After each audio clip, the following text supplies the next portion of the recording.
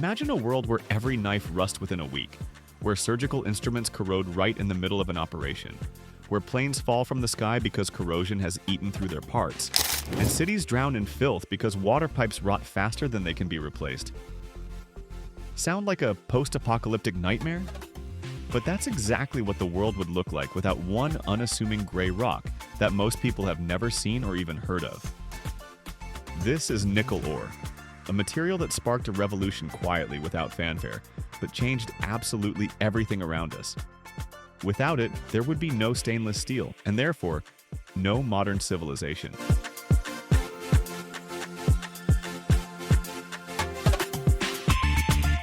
Let's start with the fact that nickel is a metal that, by itself, isn't particularly impressive to look at.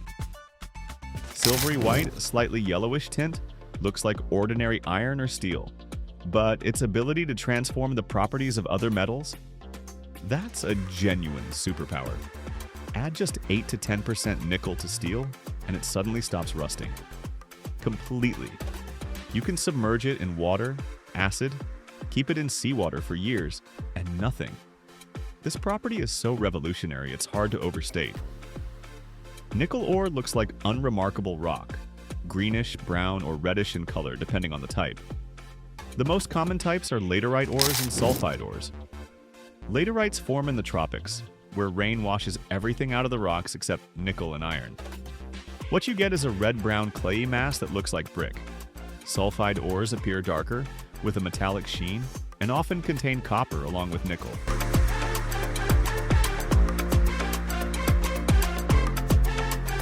Nickel content in ore is usually pathetic, from 0.5% to 3%. That means from 1 ton of ore, you get just 11 to 66 pounds of nickel.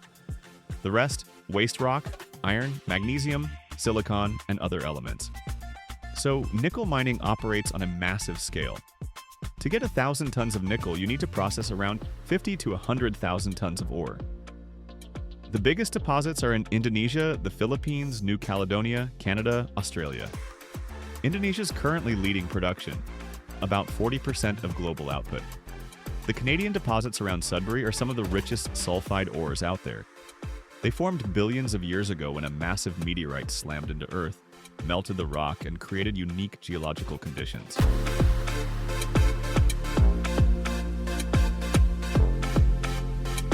Nickel ore extraction happens both in open-pit mines and underground. Laterite ores usually sit close to the surface, scooped up by massive excavators. These pits reach depths of several hundred feet and stretch miles wide. Tens of thousands of tons of rock come out every single day. Haul trucks the size of a 2-story house continuously ferry ore to processing plants. Sulfide ores often lie deeper, anywhere from several hundred feet down to over a mile. Mine shafts plunge into the earth, where temperatures hit 104 to 122 degrees Fahrenheit. Powerful ventilation and cooling systems are essential, or miners simply wouldn't survive. They blast the ore with explosives, load it onto underground dump trucks or conveyors, and haul it to the surface.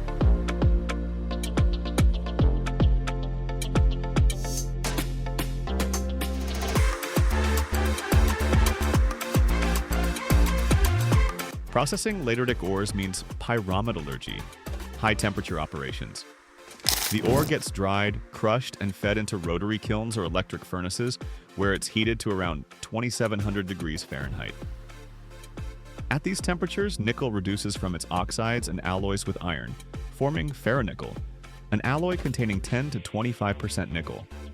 This ferronickel can be added directly to steel without further refining.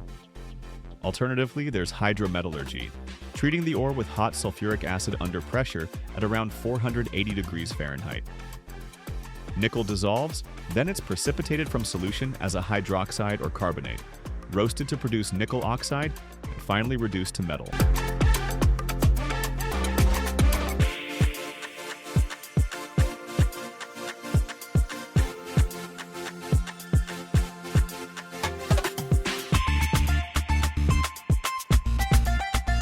Sulfide ores get processed differently.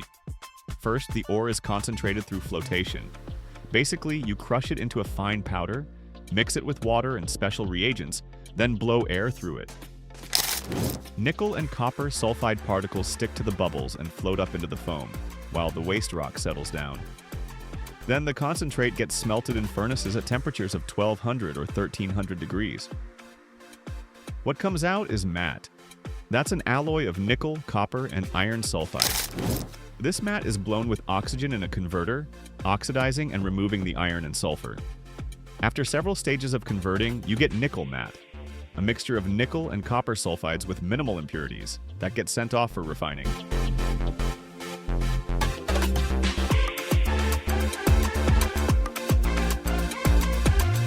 Nickel refining comes next. One method is electrolytic refining.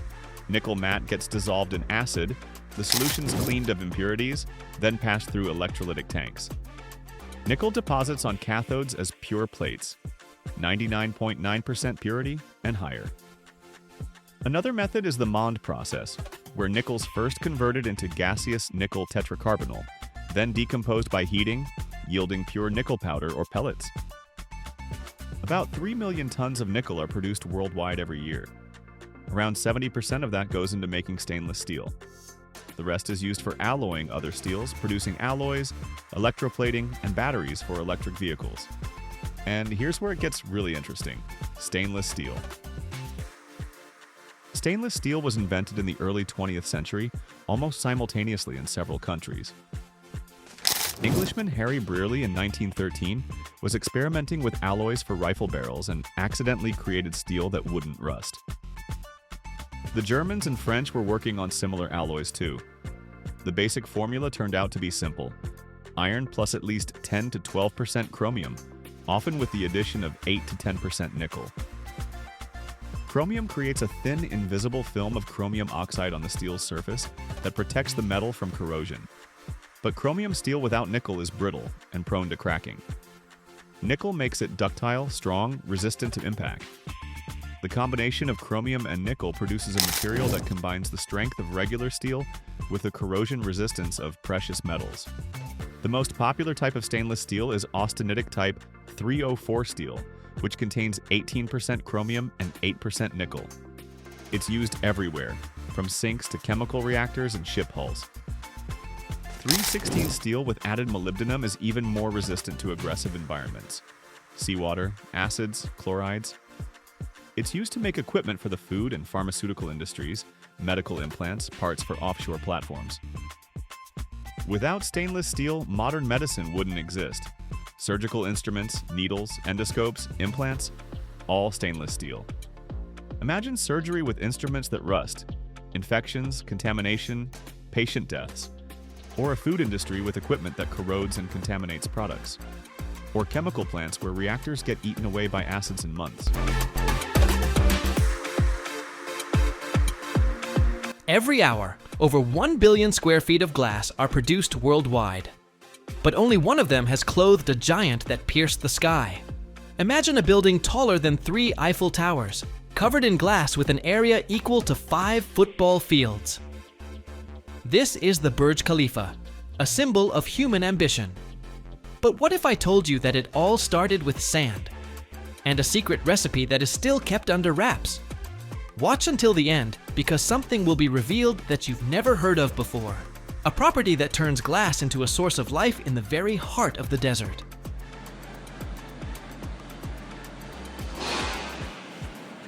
Imagine this: Dubai, a city that grew out of the desert, decides to surprise the world.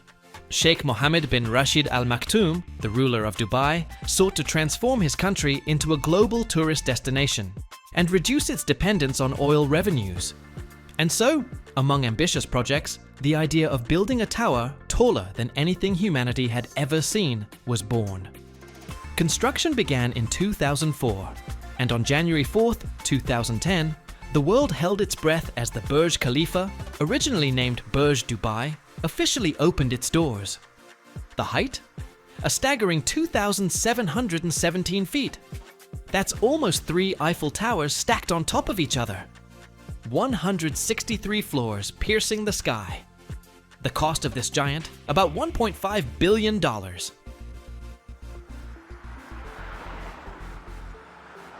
And now let's get to the main point. Its glass attire. How do you dress such a colossal structure?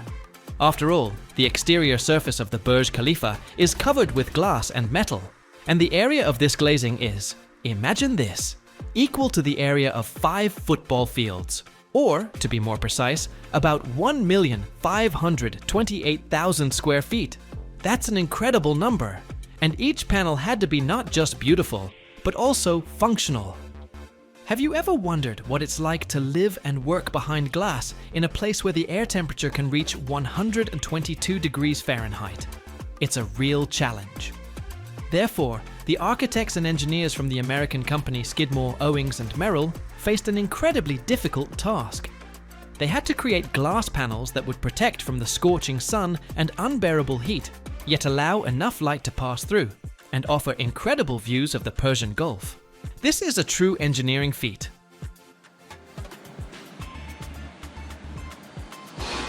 So, how did they do it?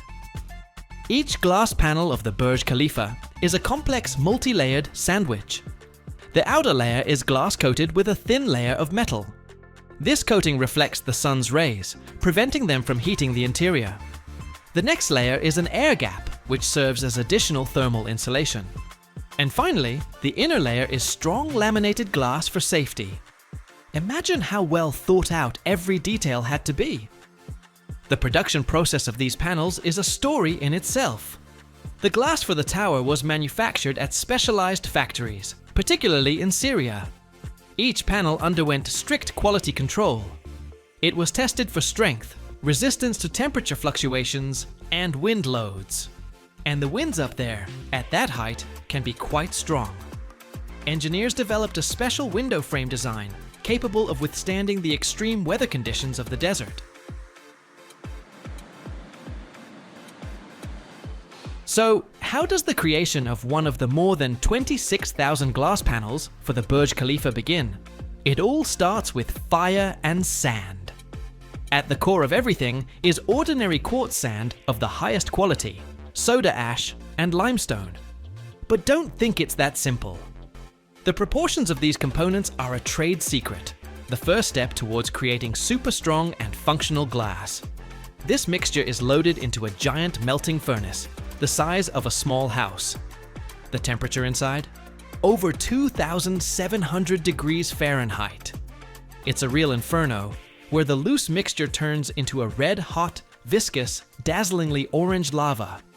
And then, one of the most spectacular stages begins. The float glass process. The molten glass mass is continuously poured from the furnace onto a perfectly flat surface of molten tin. Yes, you heard that right. A huge bath filled with liquid, silvery metal.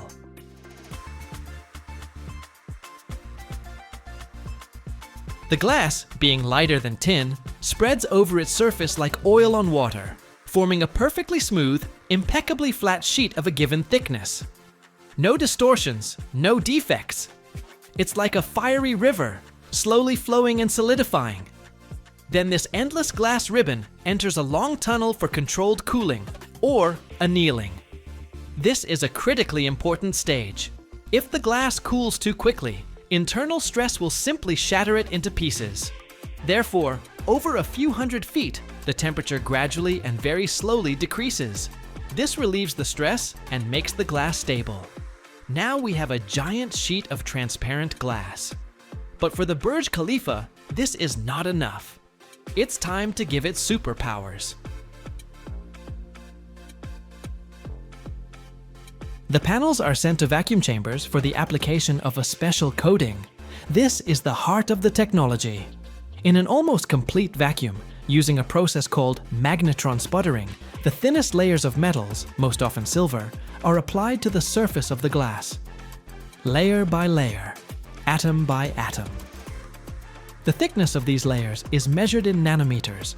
It's thousands of times thinner than a human hair. It is this coating, invisible to the eye, that will reflect solar radiation and ultraviolet rays, protecting the tower's interior from the desert heat. Incredible, isn't it? But the glass must also be safe. Therefore, it undergoes a tempering process. The glass sheets are heated again to a temperature of about 1,150 degrees Fahrenheit. almost to the softening point, and then sharply cooled with powerful streams of cold air.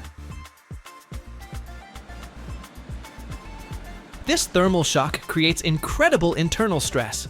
The surface is compressed, while the inner layers remain in a state of tension. As a result, the glass becomes 5 times stronger than ordinary glass. If such a panel does break, it will shatter into thousands of small, safe crumbs without sharp edges. And that's not all. Remember the sandwich? Now it's time to assemble it. They take 2 sheets of glass, one tempered with a solar control coating, which will be the outer layer, and one simply tempered or laminated, which will be the inner layer. A special spacer frame is installed between them, creating a hermetically sealed air gap. This air gap is a key element of thermal insulation. This entire structure, called an insulated glass unit, is sealed around the perimeter. That's it! A high-tech panel, ready to withstand winds, heat, and time, has been created.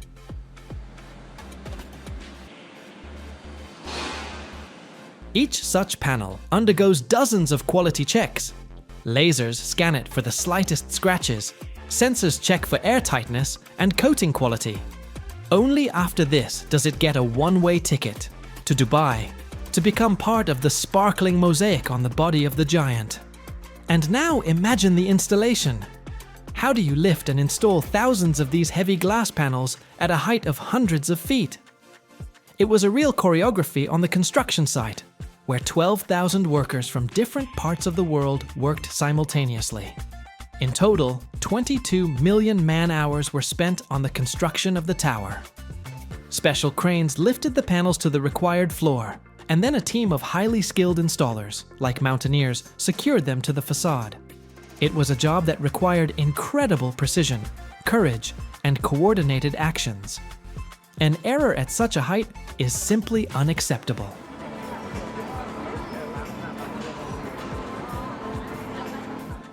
And so, panel by panel, the tower was dressed in its sparkling glass attire.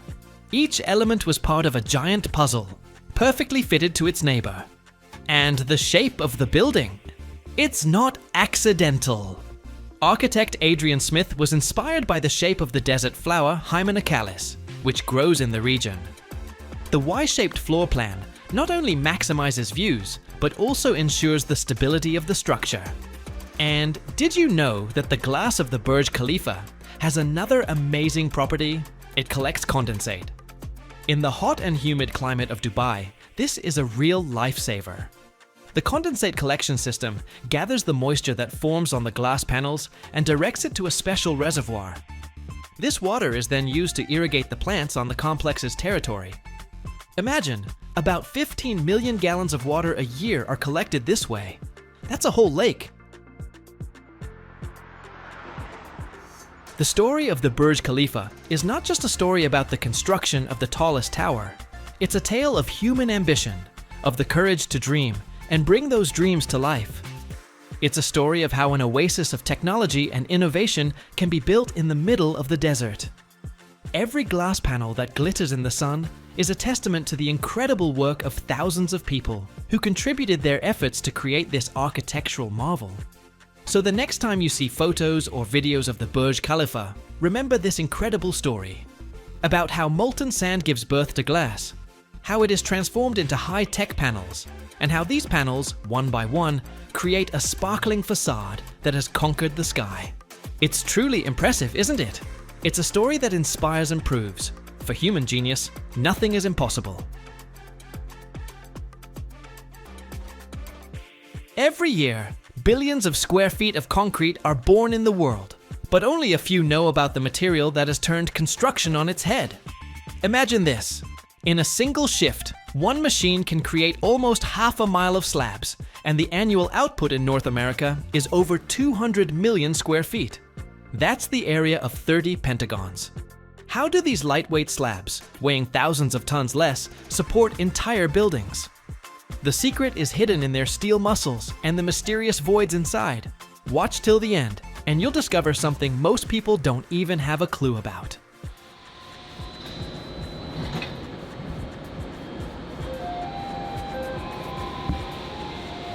The slip former machine crawls along a 600-foot casting bed at a speed of about 4 feet per minute. Doesn't sound too quick? Well, let's do the maths. That's 200 feet an hour. That's almost the length of an Olympic swimming pool, born from concrete in less than an hour. In a single 10-hour shift, one of these beds can churn out nearly half a mile of perfectly formed concrete slab. And a big plant might have several of these beds. This isn't just building, it's a conveyor belt running at a speed unthinkable for traditional, pour on-site concrete. And now for the main trick, the hollow cores. These holes inside aren't just for looks. They slash the slab's weight by almost 50% compared to a solid slab of the same thickness and strength. What's the payoff? Picture this. You're building a 100,000 square foot office block. If the floors were made from standard, solid concrete, they'd weigh about 5,000 tons.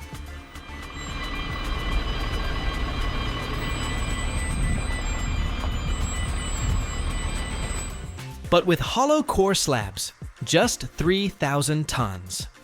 We've just stripped 2,000 tons of dead weight from the building. That's the weight of about 500 adult elephants that the foundations, columns, and beams no longer have to carry. This allows the entire structure to be lighter, more slender, and most importantly, a whole lot cheaper. But how can such a light slab be so strong? The secret is in those tensioned steel muscles. The concrete used in these slabs isn't what you'd find on the footpath. It's high-strength concrete that can handle pressures over 8,000 pounds per square inch, while standard concrete manages only 3,000 or 4,000. And the steel strands inside are tensioned with such force that they create a constant state of compression within the slab. Because of this, a hollow core slab can easily span 60 feet with no intermediate support at all. 60 feet. That's the width of a professional basketball court. Imagine a huge open space with not a single column in sight.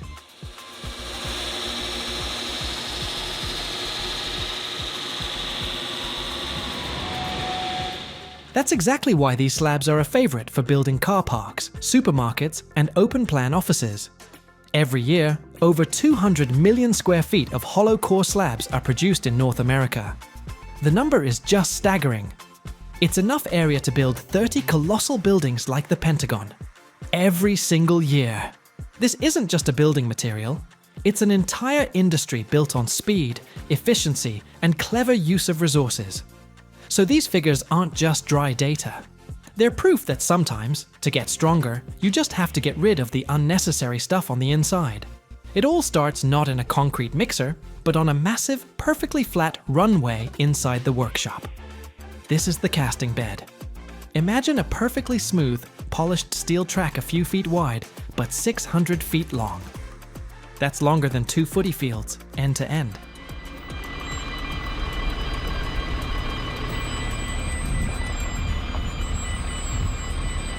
Beneath this track run, pipes circulating hot water or steam to keep it warm. This is the perfect cradle for the birth of our future giant. At both ends of this track stand massive steel abutments, anchored into a thick concrete foundation. They're like steel teeth sunk into the earth, and their job is to withstand simply inhuman loads. Between these two abutments, high-strength steel strands are stretched. This isn't your average wire. It's several steel filaments twisted together, each capable of holding the weight of a car. They are laid out along the entire 600-foot length of the bed, forming the slab's future skeleton. One end of each strand is securely fixed in an abutment. The other is hooked up to a giant hydraulic jack, and this jack starts to pull. It tensions each of these steel strands with a force of 30,000 or 40,000 pounds. That's like hanging 3 full-sized utes off each thin strand.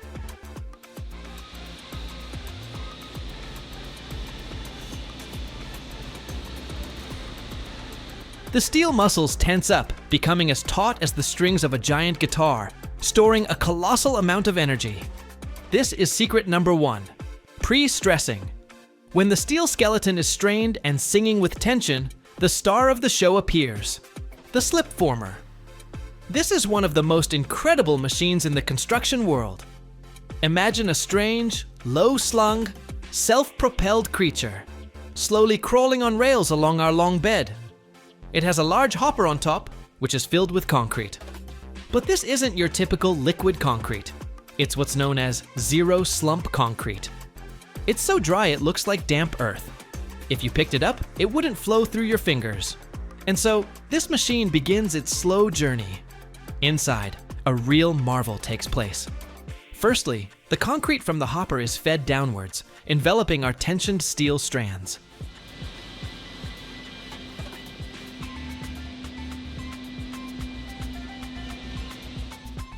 Secondly, special vibrators and compactors ram this dry mix with incredible force, making it unbelievably dense. And thirdly, and most importantly, inside the machine are special forming tubes, or mandrels, which vibrate as they push through the concrete, leaving behind perfectly round, smooth voids. The machine, like a giant concrete snail, slowly crawls forward, leaving in its wake a perfectly formed, endless concrete slab with hollow cores inside and tensioned steel muscles hidden within its body. Because the concrete is so dry, it holds its shape instantly and doesn't sag. This is secret number 2. The voids, which make the slab 50% lighter than a solid one while barely reducing its strength, as the top and bottom sections do most of the work.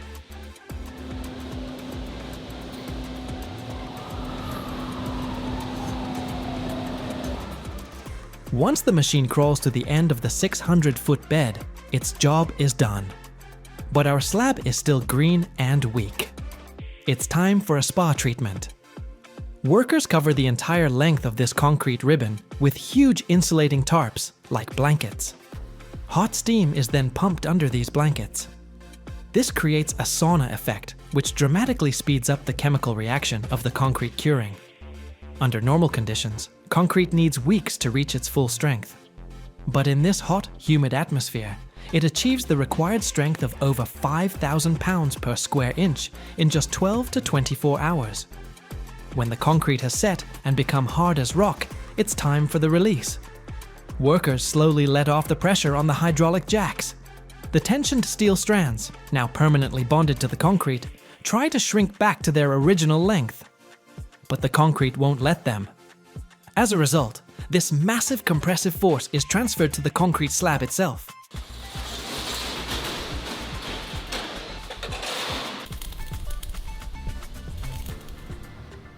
Now it's not just a concrete slab, it's pre-stressed or compressed. This means that when a load from above tries to bend it, it first has to overcome this built-in compressive force. This is what allows it to span huge distances without extra support. And the final act of this performance, the cutting. A giant saw travels on rails along our long concrete ribbon. It's a monster with a massive blade coated in industrial diamonds. With a deafening roar and a spray of sparks and cooling water, this saw cuts the slab with incredible precision into sections of the required length, according to the order. The finished, perfectly flat, lightweight, and incredibly strong slabs are then picked up by giant cranes and loaded onto trucks. And just like that, after a journey from a tensioned steel string to the slow crawl of a concrete snail and a final diamond cut, this brilliant piece of engineering is born, ready to become the fast, efficient, and reliable flooring in the buildings where we live, work, and play. Imagine a metal that's lighter than steel, stronger than aluminium, and can withstand temperatures at which other materials simply burn up. A metal used to build aircraft that conquer space and implants that serve people for a lifetime. Sounds like science fiction? But this is titanium, one of the most mysterious metals on Earth. It starts with tiny grains of ilmenite and rutile and ends up as parts for supersonic jets and spacecraft.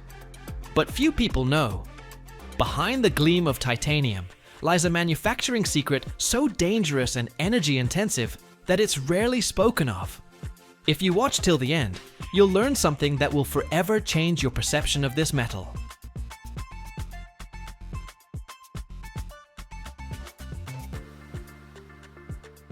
The story of titanium production begins in the late 18th century when, in 1791, a British clergyman and amateur mineralogist named William Gregor discovered a new metal in the mineral ilmenite, which is now the main source of titanium.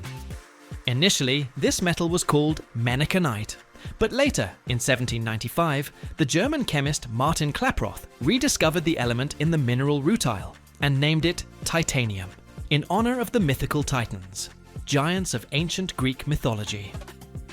However, the pure metal was first successfully isolated only in 1825 by the Swedish chemist Berzelius, though at that time it was contaminated with impurities and practically unsuitable for industrial use.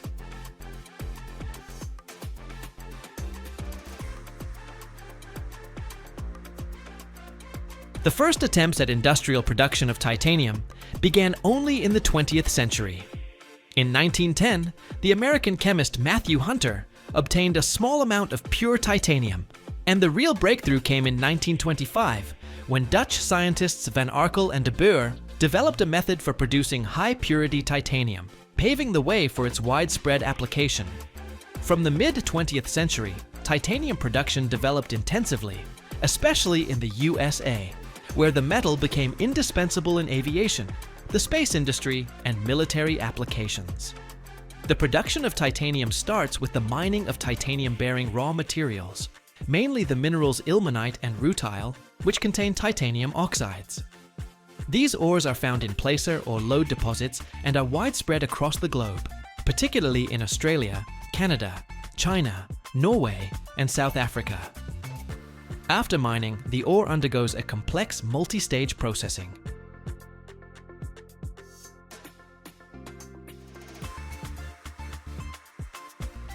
First, it is enriched, separating the titanium minerals from the waste rock to obtain ilmenite or rutile concentrates. Then, the concentrates are subjected to chlorination, which results in the formation of titanium tetrachloride, a volatile substance that is purified by distillation. This process allows for the removal of impurities and the production of a high-purity intermediate product. Next, the titanium tetrachloride is reduced with magnesium or sodium in special reactors at high temperatures in an inert atmosphere, producing titanium sponge, a porous metallic powder. This titanium sponge is then pressed, melted, and cast to obtain ingots or billets for further processing. The production of titanium is energy-intensive and expensive due to the complexity of the technological processes and the need to work in high-purity conditions.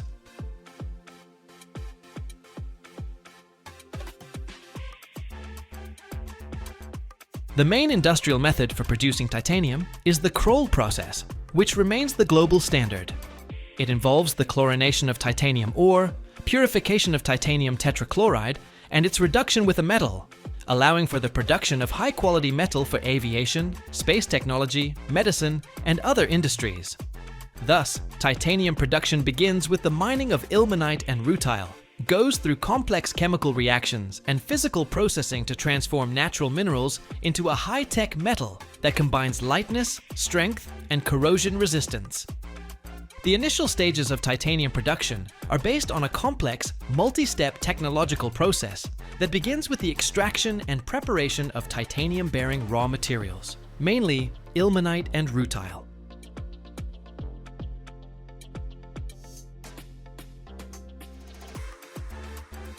These minerals contain titanium oxides, which must be converted into chemically pure titanium tetrachloride.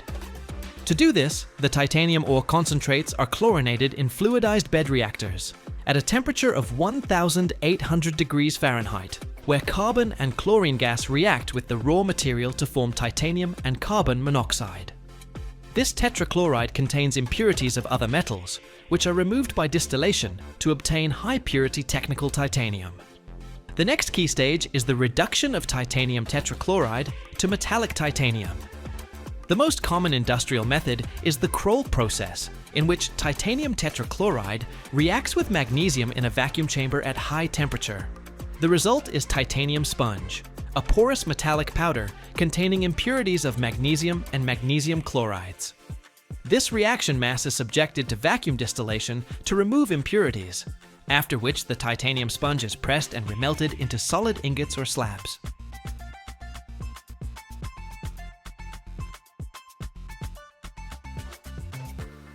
The resulting titanium ingots are then used to produce alloys, rolled products, sheets, and complex parts. The entire process requires strict control of purity, temperature regimes, and safety, as titanium actively reacts with oxygen and nitrogen when heated. Just look at how incredible it is. a porous, light, and seemingly fluffy mass of metal. This is titanium sponge. It looks nothing like a regular metal bar, but more like a piece of metallic sponge or foam, only made of titanium. But this fluffy material is the first step towards creating strong and reliable titanium ingots, which are then used in aviation, medicine, and other high-tech industries.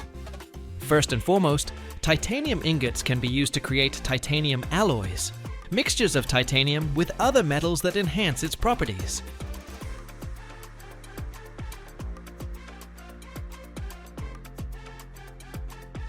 To obtain an alloy, alloying elements are added to the molten titanium, most often aluminium, vanadium, molybdenum, iron, or niobium. These additives change the metal's structure, increasing its strength, heat resistance, corrosion resistance, and improving its workability.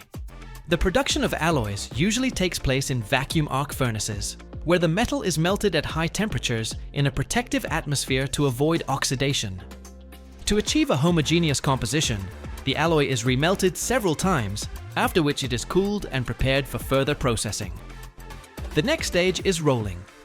Ingots or slabs of titanium and titanium alloys are heated to a certain temperature to make the metal more malleable and are passed through special rollers.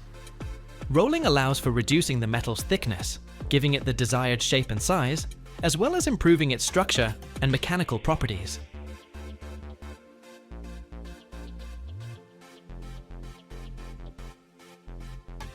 The result is various types of rolled products: strips, ribbons, wire, and bars. Rolling can be hot or cold, depending on the requirements for the final product. From these rolled products, sheet metal is made, thin, flat blanks that are widely used in construction, aviation, medicine, and other industries. Titanium sheets are distinguished by their high strength and corrosion resistance, and are also easily subjected to further processing, cutting, bending, and stamping. The production of sheets requires precise control of thickness and surface quality, so after rolling, they are often subjected to additional processing, such as polishing or anodizing. To create complex parts, various methods of processing titanium and its alloys are used.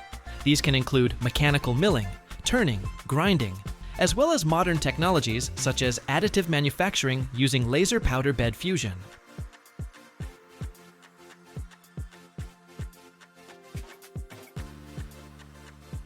Additive technologies allow for the creation of parts with complex geometries that are impossible to produce with traditional methods. This is especially important for the aviation and medical industries, where lightweight, strong, and precise components are required. Furthermore, to enhance their performance characteristics, titanium products can undergo heat treatment, annealing, quenching, or aging. These processes change the internal structure of the metal, improving its strength, hardness, and fatigue resistance. In aviation, titanium is used for 15% of the weight of a modern passenger aircraft, significantly reducing its overall weight and increasing fuel efficiency. In the medical field, about 70% of implants, such as artificial joints and dental prostheses, are made from titanium or its alloys due to their biocompatibility and durability.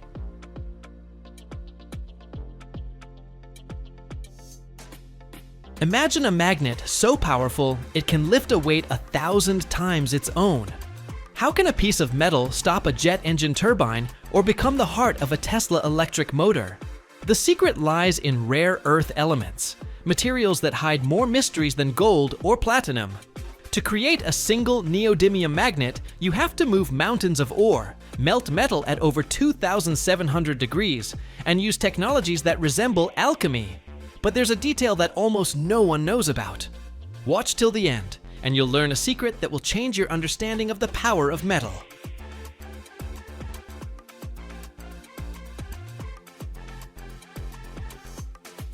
The mining and initial processing of rare earth ores are a key stage in the production of neodymium magnets, as this is where the foundations for obtaining the necessary components are laid.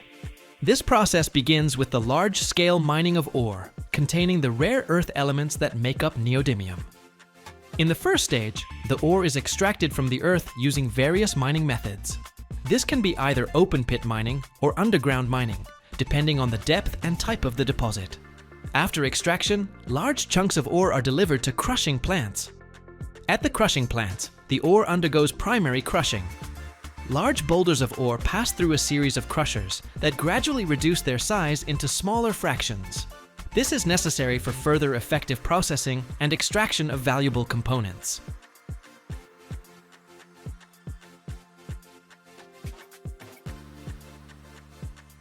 The crushed ore may then be fed into mills for further fine grinding into a powder or a pulp, which consists of fine ore particles suspended in water. The next critically important stage is ore enrichment, the purpose of which is to separate the rare earth minerals from the waste rock. This process can involve various methods. One of the most common methods involves mixing the crushed ore with water and special reagents. These reagents selectively attach to the surface of the rare earth minerals, making them water repellent. Air is bubbled through the mixture, creating bubbles to which the hydrophobic minerals adhere and rise to the surface, forming a froth that is then collected. Heavier particles settle faster, allowing them to be separated from the lighter ones.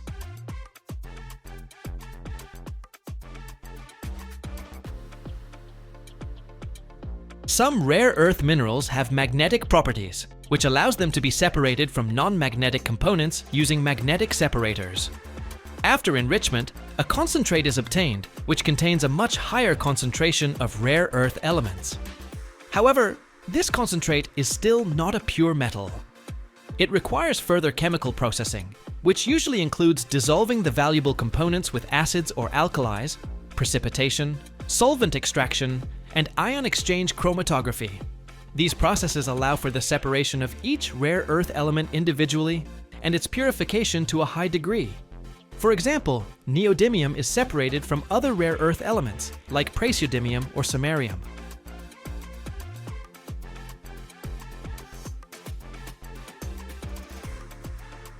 The final result of this complex chain of processes is the production of high-purity neodymium oxide, which is then reduced to metallic neodymium. This metallic neodymium, in the form of granules or ingots, is ready for the next stage, alloying with other components to create powerful neodymium magnets.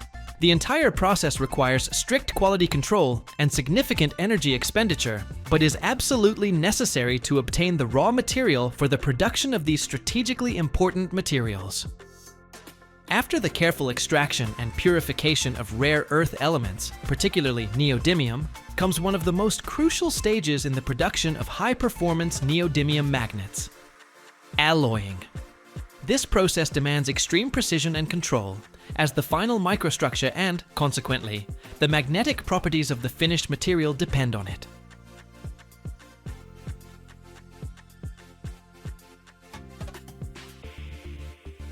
The purified metals, neodymium, iron, and boron, are carefully weighed in strict proportions. These three elements are the main components of the alloy, providing its unique magnetic characteristics. In addition to them, small amounts of other elements, such as dysprosium, terbium, cobalt, or copper, may be added to the alloy. These additives are introduced to achieve specific properties, for instance, to increase the magnet's temperature stability, improve its resistance to demagnetization, or modify the material's brittleness. The exact composition of the alloy is a trade secret for many manufacturers and varies depending on the desired final characteristics of the magnet. The weighed components are placed in a specialized vacuum induction furnace.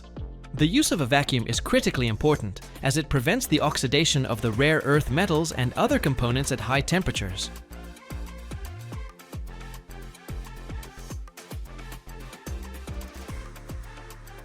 Oxidation would lead to the formation of undesirable phases, which would degrade the magnetic properties of the material. Induction heating ensures rapid and uniform melting of all components, creating a homogeneous melt.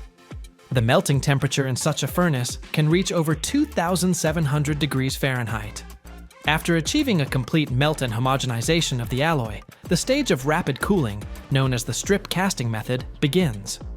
This is a key moment for forming the optimal microstructure. The molten metal is poured in a thin stream onto a rapidly rotating, cooled drum. Contact with the cold surface of the drum leads to an extremely rapid cooling of the melt at a rate of up to millions of degrees per second. This extremely rapid cooling prevents the formation of large crystal grains and allows for the formation of an amorphous or microcrystalline structure.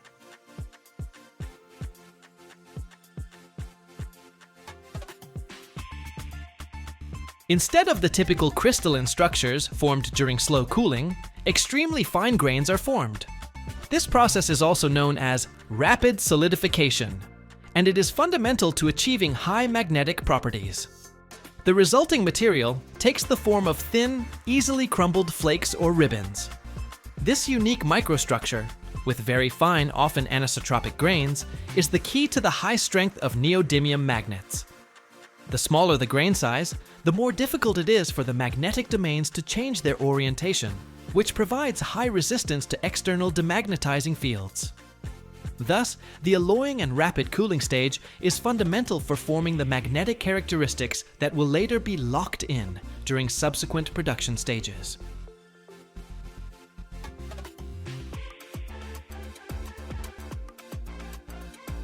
After the alloying and rapid cooling stage, when thin flakes or ribbons of the neodymium iron boron alloy have been formed, a stage called hydrogen decrepitation begins. Every year, the world produces over 130 million tons of glass. But few people know that behind every clear window, bottle, or skyscraper facade lies a true symphony of fire, air, and light. Imagine a river of molten sand flowing over a mirror of tin, giving birth to perfectly flat sheets of glass so smooth they can reflect the clouds. But there's another kind of glass, one that's alive, with a soul, created by the breath of a craftsman and the fire of a furnace. Stick around to the end, and you'll see how ordinary sand travels through a 3,000-degree journey to become the transparent marvel our world is made of.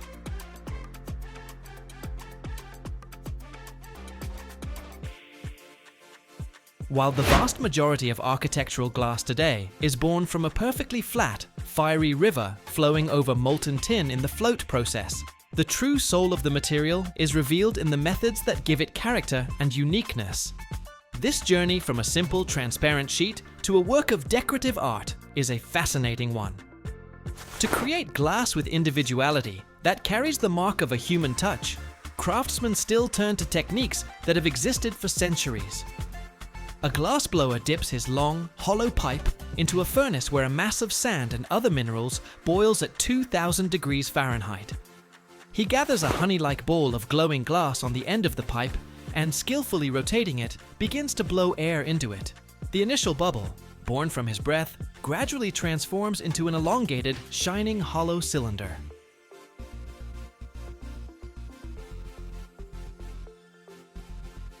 Thanks to the force of gravity and skillful swinging, this cylinder can reach several feet in length. After the ends of the cylinder are cut off, it's sliced lengthwise and placed back in the furnace. There, under the heat, it slowly unrolls like a scroll, and the craftsmen smooth it into a flat sheet. Glass born this way is never perfectly flat. It's alive, retaining subtle waves, tiny air bubbles, and fine lines that tell the story of its fiery birth. This glass has a watery, organic quality that can't be replicated by a machine. But the creation of unique glass doesn't stop at forming the sheet itself. Other methods transform ordinary sheets into complex decorative elements. Fusing allows artists to literally paint with glass. Different colored pieces of glass are arranged on a base sheet and sent into a kiln, where at 1,500 degrees Fahrenheit, they melt together into a single piece, creating bright, painting-like compositions. Closely related is the process of slumping, or bending, where a flat sheet of glass is heated until it becomes soft and sags under its own weight, taking the shape of a ceramic or metal mold placed beneath it. This allows for the creation of curved panels and three-dimensional glass sculptures. Modern technologies add even more possibilities. Lamination allows for baking colored films, fabrics, or even thin sheets of metal between two layers of glass, creating endless variations of color and texture. Sandblasting and chemical etching remove the top layer of glass, making it matte and creating intricate patterns on its surface, from simple geometric shapes to photorealistic images. In this way, by combining ancient crafts with cutting-edge technology, modern production transforms simple glass into an expressive architectural material capable of shaping light, color, and space. In today's world, where tons of used glass containers are collected daily, the journey from the recycling bin to a new bottle isn't just remelting. It's a high-tech odyssey driven by computers and light. Imagine a mountain of crushed glass, dozens of feet high, where clear, green, and brown shards are mixed with labels, caps, and ceramic contaminants. Turning this chaos into pure raw material is a job for a whole complex of smart machines. It all starts with mechanical crushing, where steel hammers turn bottles and jars into fragments a few inches in size. This stream of glass, like a moving river, embarks on a journey through a labyrinth of sorting systems.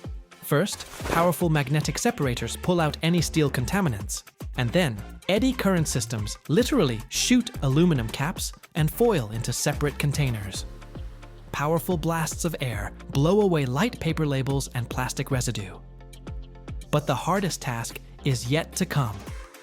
Removing impurities that are almost identical to glass in weight and size, like pieces of ceramic, stone, or porcelain. These enemies of glass don't melt at standard temperatures and turn into defects in new products, so their removal is critically important. This is where optical sorting comes into play. The glass fragments are accelerated on a conveyor belt to high speed and fly through a scanning zone. For a split second, each fragment is illuminated by a bright light, and high-speed cameras take hundreds of pictures. A computer system, with lightning speed, analyzes the images, identifying foreign bodies by their transparency, structure, and shape. As soon as the system spots an opaque piece of ceramic, it instantly calculates its trajectory and commands a battery of air jets. A precise, sniper-like puff of compressed air knocks the unwanted element out of the mainstream, sending it to waste. This process is repeated thousands of times a minute. At the same time, an equally important sorting by color takes place. The same optical systems analyze the spectrum of light passing through each fragment. The machine distinguishes between crystal clear, rich green, and deep brown glass. Depending on the set program, the system can, for example, select only clear glass, knocking out all colored fragments with air jets, or separate the stream into 3 distinct color fractions. The result is a perfectly clean, color-sorted raw material. Cullet, ready for a new life without any loss of quality, which is the pinnacle of the modern circular economy. This raw material can then be used to make flat glass. The birth of modern flat glass is a symphony of fire and precision, a spectacular process that turns ordinary raw materials into perfectly transparent sheets. It all begins in a massive melting furnace, the fiery heart of the plant that runs continuously for years. Into this furnace, which resembles a lake of molten fire, a carefully measured mix, or batch, is loaded, consisting of pure quartz sand, soda ash to lower the melting temperature, and limestone for stability. A significant amount of cullet, or crushed recycled glass, is added to this to help speed up the melting process. Inside the furnace, at hellish temperatures approaching 3,000 degrees Fahrenheit, these solid components slowly transform into a uniform, viscous liquid. The melting process is strictly controlled to ensure all particles are completely dissolved and gas bubbles are removed, creating a flawlessly pure melt. From the furnace, this stream of glowing orange molten glass, resembling a river of lava, flows smoothly into a bath of molten tin. This is the culmination of the process known as the float process. The tin bath, stretching for hundreds of feet, has a perfectly smooth, mirror-like surface. Since glass is lighter than tin and doesn't mix with it, it spreads out over the surface, forming a perfectly flat ribbon of uniform thickness. Gravity levels it from the bottom, and surface tension smooths it from the top, creating impeccable optical quality. The speed at which this ribbon is pulled from the bath determines its final thickness with pinpoint accuracy. After forming a perfectly flat surface, the glass ribbon, still very hot but now solid enough to hold its shape, enters the calmest but most critical stage, annealing. It enters a long tunnel known as an annealing layer. If glass is cooled too quickly, its surface will contract faster than its interior, leading to massive internal stresses that will make it brittle and prone to shattering. In the layer, however, the glass temperature is slowly and controllably reduced over several hundred feet, from over 1,000 degrees down to room temperature. This process allows the entire sheet, both surface and core, to cool evenly, relieving all internal stresses. From the other end of the layer emerges a single, flawless, continuous ribbon of perfectly transparent, stress-free glass, ready for automatic cutting into huge sheets that will become the windows, facades, and doors of our world.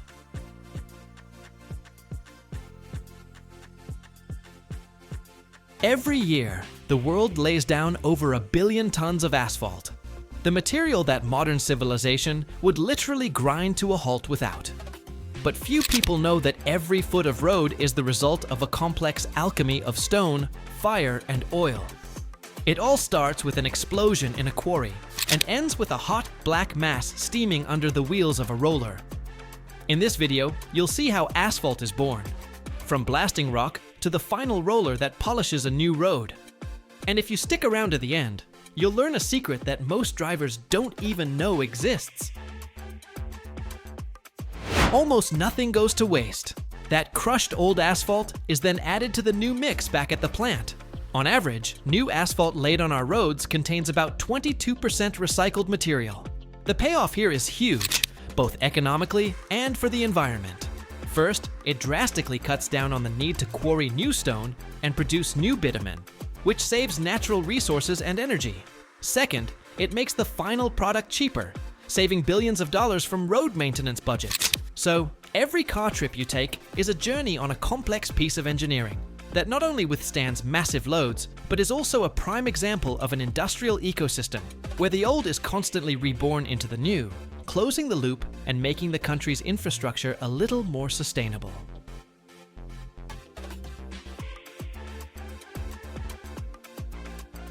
The story of asphalt doesn't start on the road. It starts in two completely different places. The first is a quarry. It's a massive wound on the face of the earth where rock is blasted out. It all begins with a loud explosion that shakes the ground for miles. Huge boulders break away from the rock face. Then, giant haul trucks with wheels taller than a person move in and haul these stone boulders to the primary crusher. This is a metal monster that crushes massive boulders into smaller chunks with its steel jaws and incredible force. But that's just the beginning. The stone then goes through a whole series of crushers and screens, giant vibrating sieves. The goal isn't just to crush the rock, but to carefully sort it by size. The result is entire mountains of clean, sorted stone, which we call aggregate. You've got everything here, from large, fist-sized rocks to fine crumbs and even dust, like sand. Each size is stored in its own separate pile.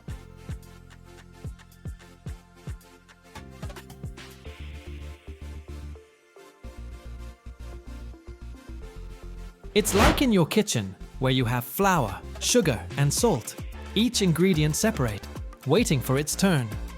This is the skeleton of the future asphalt, making up 95% of its mass. The second place where asphalt is born is an oil refinery. When crude oil is processed into gasoline, diesel, jet fuel, and other light products, a thick, black, viscous substance is left at the very bottom of the distillation tower. This is bitumen. In its normal state, at room temperature, it's as hard as a rock. You can shatter it with a hammer. But if you heat it up, it becomes a liquid, like thick syrup.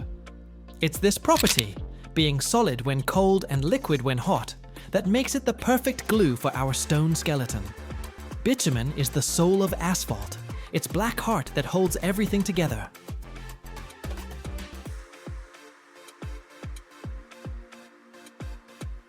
Now, let's head over to the asphalt plant. This is where all the ingredients come together. From a distance, it looks like a complex tangled metal jungle. Tall silos, endless conveyor belts, pipes, tanks, and a central tower with smoke rising from it. It's a real factory that works like a single, well-oiled machine. Different sizes of aggregate are fed from separate bins onto a conveyor belt. But not just randomly. The whole process is controlled by a computer. An operator in a control booth inputs the exact recipe for the asphalt. Depending on where it's going to be used, a busy highway or a quiet side street, the recipe will be different. The computer knows exactly what percentage of large stone, medium, small, and dust is needed for the perfect mix. It's like baking a complex cake, where every gram counts. This mix of stones begins its journey up a long, inclined conveyor and enters the heart of the plant, the drying drum. This is a huge, long tube that slowly rotates, set at a slight angle. From one end, a powerful burner blasts a roaring pillar of fire inside, like a jet engine. The temperature inside hits 300 degrees Fahrenheit. The stone, slowly tumbling inside this drum, heats up, and most importantly, gets completely dried out. Moisture is the #1 enemy of good asphalt. Even a single drop of water can prevent the bitumen from sticking properly to the stone's surface. So, the stone has to be bone dry. After the drying drum, the hot, moisture-free stone is carried up by an elevator to the very top of the central tower.